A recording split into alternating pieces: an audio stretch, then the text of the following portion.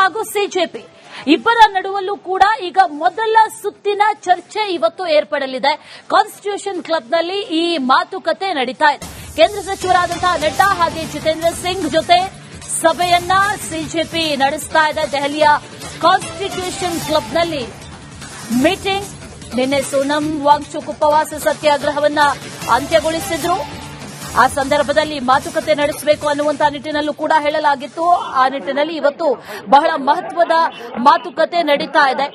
ಈ ಪ್ರತಿಭಟನೆಗಳಿಗೆ ಪರಿಹಾರ ಸಿಗುತ್ತಾ ಅನ್ನುವಂತಹ ಪ್ರಶ್ನೆ ಇವತ್ತು ಈಗ ಸರ್ಕಾರ ಹಾಗೂ ಸಿಜೆಪಿ ಇಬ್ಬರ ಮಧ್ಯದಲ್ಲೂ ಕೂಡ ಬಹಳ ಮಹತ್ವದ ಸಭೆ ನಡೀತಾ ಇದೆ. ನೀಟ್ ಪರೀಕ್ಷೆ ಅಕ್ರಮ ಸೇರಿದಂತೆ ಇನ್ನಿತರ ಒಂದಷ್ಟು ವಿಚಾರಗಳನ್ನ ಮುಂದಿಟ್ಟುಕೊಂಡು ಈಗಾಗಲೇ ಪ್ರತಿಭಟನೆಯನ್ನ ನಡೆಸ್ತಾ ಇದೆ ಕಾಕ್ರೋಚ್ ಜನತಾ ಪಾರ್ಟಿ. ಜೊತೆಗೆ ಕೇಂದ್ರ ಸರ್ಕಾರದ ನಡುವೆ ಇಬ್ಬರ ನಡುವೆ ಕೂಡ ಇವತ್ತು ಮಹತ್ವದ ಮಾತುಕತೆ ಈಗ ನಡೀತಾ ಇದೆ. ಮಾತುಕತೆ ಆರಂಭ ಆಗಿದೆ ಅನ್ನುವಂತಹ ಮಾಹಿತಿ.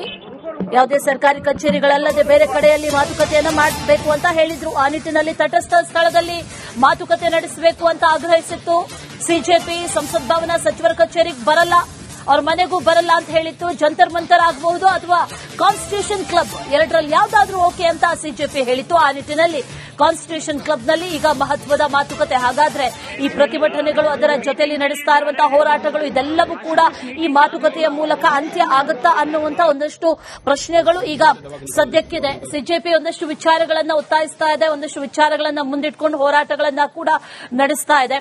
ಅದೇ ವಿಚಾರಕ್ಕೆ ಸಂಬಂಧಪಟ್ಟಂತೆ ಇವತ್ತು ಮಾತುಕತೆ. ಈ ಮಾತುಕತೆಯ ಮೂಲಕ ಹಾಗಾದ್ರೆ ಸಮಸ್ಯೆಗಳನ್ನ ಬಗೆಹರಿಸಿಕೊಳ್ಳಲಾಗುತ್ತಾ ಅನ್ನುವಂತ ಒಂದಷ್ಟು ಪ್ರಶ್ನೆಗಳು ಸದ್ಯಕ್ಕಿದೆ.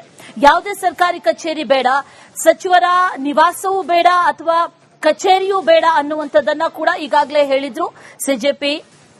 ಹಾಗಾಗಿ ಈಗ ತಟಸ್ಥ ಸ್ಥಳದಲ್ಲಿ ಸಭೆಯನ್ನ ನಡೆಸೋದಕ್ಕೆ